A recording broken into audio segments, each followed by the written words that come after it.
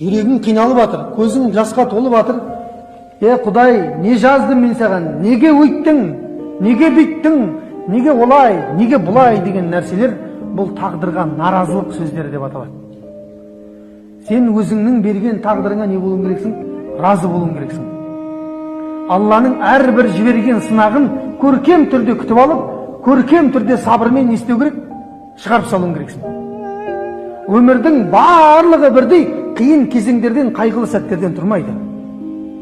Сол сияқты өмірдің барлығы бірдей қуанышты кезеңдерден тұрмайды. Бірде бұлай, бірде бұлай. Бірақ адамның өмірінің көп бөлігі қуанышты сәттерден, нығметтерден тұрады екен. Тек арасында Аллах Тағала не? Оларды қайғы қасіретпен, малдарын, жандарын, ризық несібелерін тарылтумен біз оларды сынап тұрамыз дейді Алла Тағала айтады.